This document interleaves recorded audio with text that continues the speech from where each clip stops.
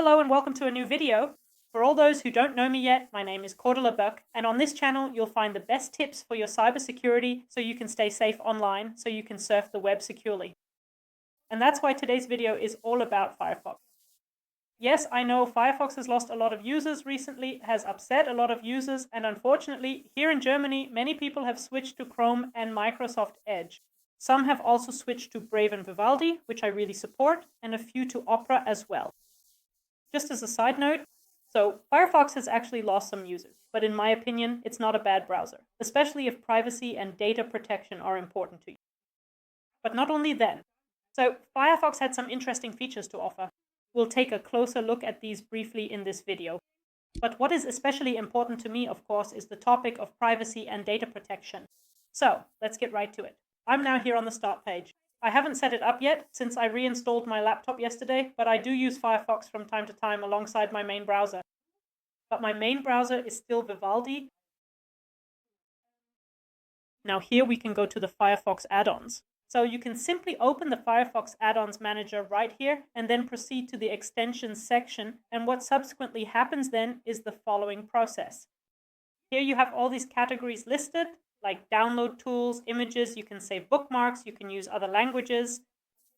There are numerous options also for web developers and of course for privacy and security topics. And that's actually our most important point, our main topic. And I've already installed it here, uBlock Origin. It's now only supported by Firefox and WaterFox because of this manifest v3 issue, which affects the Chromium-based browsers. And of course, that's also very bad for all the Chrome browsers. And actually, it's an advantage for Firefox browsers. But as I said, there aren't very many of them. There are only a few derivatives, but most people actually use Firefox and maybe also WaterFox. So uBlock Origin. What is the purpose of uBlock Origin? Its job is to block all ad breakers. And if I now go to a very well-known German site, a computer magazine or trade journal, the following happens. This is my absolute favorite example because it shocked me so much, even in the Brave browser. And I understand that these magazines, as well as other major magazines, need to collect marketing data, customer data, and analytics data. But here, it was really extreme. Right now it has 36, but at times it measured up to 70. In the Brave browser, it's not directly uBlock Origin, but rather Brave's own tracker that goes over 40. Yeah, and that's pretty intense, of course. We can see here that several trackers and ads have been blocked.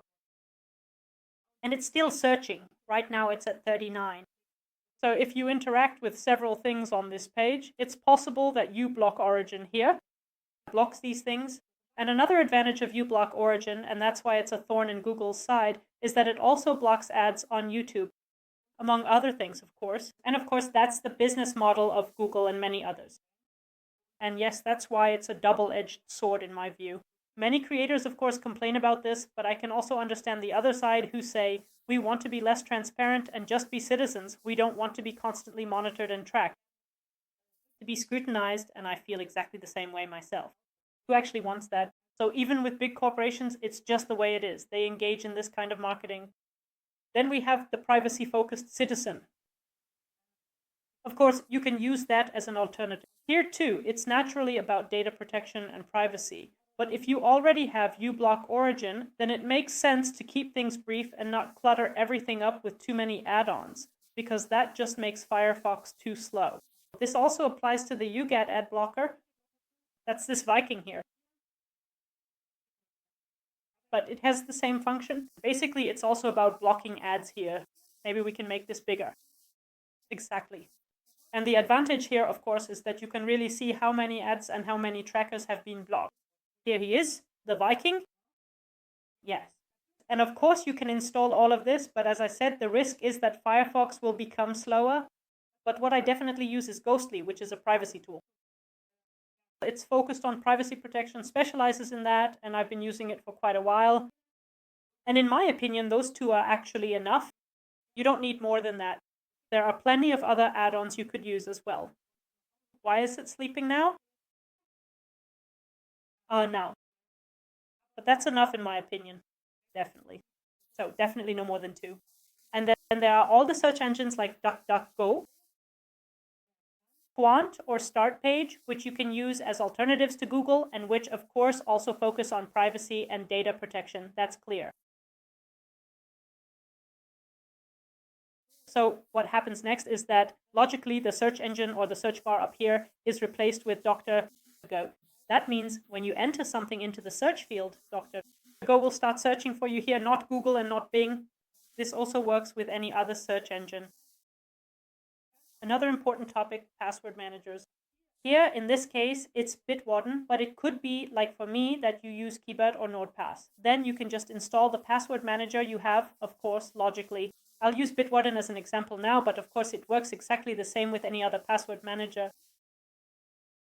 It will then be added here in the add-ons, and you can then log in directly on any site using the autofill function of your password manager. This convenience is now actually offered by every browser and of course by every password manager as well. All right, let's move on. Then definitely no script. The point here is that, well, how should I explain this? You don't allow any scripts. This mainly concerns JavaScript, of course, but also other scripts that can be executed in the browser, and that's what it essentially connects to. And that makes Firefox a whole lot more secure. Exactly. So then there are various other options here. For example, here is the Robo Password Manager. As I said, there's also NordPass and Keepa. You can also search for whatever you want up here, whichever password manager and so on. And I'll just take a quick look at page 2, but that was actually the most important stuff you should know. Yeah, the Facebook container might still be quite interesting. By the way, here's LastPass.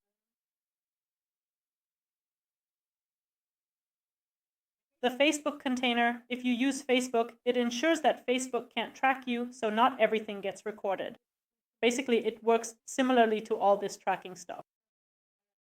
Facebook or other social networks, in this case just Facebook, can't create a complete profile of you.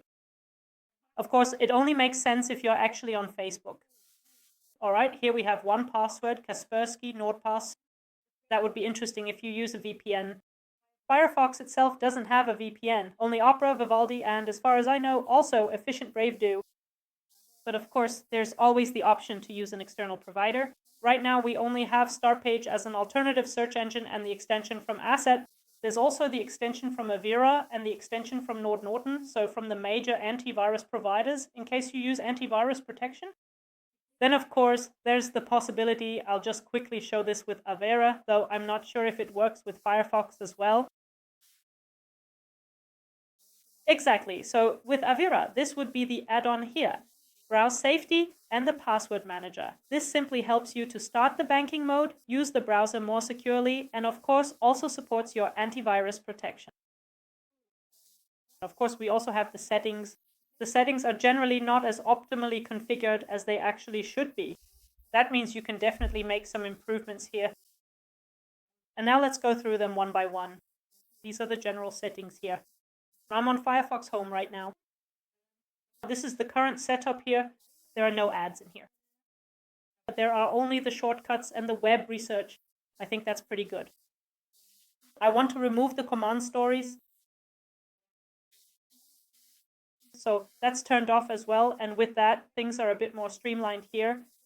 But theoretically, you could also leave it on, of course, and even add the news if you want. But I always prefer to keep things clear and only have the icons that interest me. Otherwise, it gets pretty cluttered.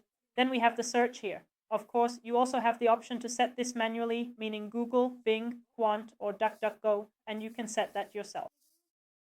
Here too, you can choose to show or hide the search suggestions. And in the address bar, whether you want bookmarks, favorites, open tabs, shortcut codes, and so on. And here are the shortcut codes, again, for a quick search with DuckDuckGo, with Ecosia, with Wikipedia, and with various other search engines. Then we also have privacy and security. Here, the default is currently set to standard. Of course, you could also set it to very strict, just like with Brave. I already explained that in my last video. But the problem is that certain websites will always load, that all social media networks are more or less blocked, as well as all websites with ads. And as you might know from your phone, you then get that lovely message. Please disable your ad blocker, otherwise you won't be able to read our magazine on this site. You can also set it to custom, but I would advise against it. You really have to think that through very carefully. Then here you can delete cookies and manage everything. And of course, you always have the option to manually delete cookies here as well, along with your entire browser history. Yes, passwords can be saved and imported automatically, and Firefox will suggest them for you. Of course, you can disable that, and I would recommend doing so if you already use a password manager like Keeper, since it will automatically fill in your passwords anyway. I'm not a fan of the built-in password managers in Firefox, or in Chrome and Edge, because they're not as good as the regular ones. Autofill is definitely useful, though. That, of course, also applies to credit cards or, for example, addresses. If I enter my address somewhere, for example, when ordering from an online shop, it can be filled in automatically. Now, here there are only settings for location, camera, microphone, and various other things. I don't actually change anything here, but theoretically, the option exists. And now comes something very important: Firefox data collection. This is about Firefox tracking you. And that has been a major point of criticism over the last 4 or 5 months, even here in Germany, that Firefox in particular, which claims to place so much value on data protection and privacy, is tracking its users. And of course, it's set to do this by default. But you can very easily turn it off, and then Firefox won't collect any data. Yes, that's really all there is to it. Yeah, I don't really know why there was such a big fuss about it. It was actually already clear before, but now it just became more or less public. In any case, it's important that dangerous things are blocked here. Dangerous downloads, dangerous websites, yes, dangerous software in general, and that you can't download anything that's malware. Then, of course, you can enable HTTPS only mode, but you don't really have to, in my opinion. Most sites already use HTTPS by default anyway, so it's fine. And here we also have the option to manage DNS, to turn it on or off, and then specify what we want to select here accordingly. Then we also have synchronization for tablet and smartphone, meaning if you use Firefox on your smartphone, tablet, or another device, you can connect your entire Firefox history here. Of course, this works the same way with any other browser. And here we have more information about Firefox. This is just an extra, it actually has a VPN. Okay, Mozilla Monitor used to have Pocket as well to save websites, but it no longer has that now. Exactly. And extensions and themes, here you of course have the option to manage your extensions and themes, and yes, to delete them as well. And there's also a new feature. I'm not sure if it's already visible here, but it should be visible today.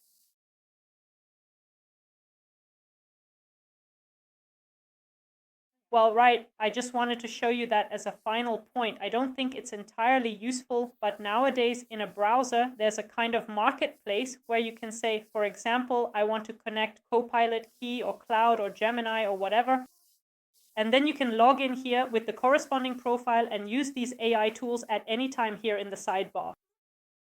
And then here we only have the option to organize tabs and keep everything clear and tidy. To be honest, I'm not a fan of that and not of any browser because I never have more than 2 tabs open. So honestly, I can't really say much about that. 2, 3 tabs at most. But of course, I also know people who have 10 or 20 tabs open, and you can organize those here. And here, of course, we have our browser history, which is of particular interest to us. If we now click on delete here and then delete the entire history, so basically the whole browsing history, then everything is gone. But we can also choose to delete only a specific period or a certain date, and also set how often it should be deleted. And here, of course, we also have our bookmarks, our favorites. This is also a service that I used to use very gladly and very often, both with Firefox and with Internet Explorer. But since Opera and Vivaldi introduced pinboards, and Vivaldi, of course, also has options to save websites and bookmark them to keep them in mind, I actually don't need it anymore. It's nice to have, but still a cool feature. And what else do we have here? Bitwarden, exactly. Here, the password manager, either Keeper, Bitwarden, or NordPass, can be accessed at any time through this thing, through this sidebar, and then you have the corresponding autofill function. Yes, that's really all there is to it. I hope you were able to get an idea of how you can make Firefox secure. The most important thing is actually the add-ons you can install, which allow you to block trackers and ad blockers and basically take a stand against them. And of course, the settings where you can prevent Firefox from tracking you and simply adjust the settings to make Firefox even more secure. And it remains a good browser when it comes to privacy and data protection. I think the only drawback you have to live with, the only disadvantage, is that Firefox is actually relatively slower than Chrome and Edge. I've tested this again and again on new laptops and new computers. And it really is the case that Firefox is noticeably slower than the Chromium browsers. But in return, you really do get better privacy protection. Thank you very much for your attention, and see you in the next video.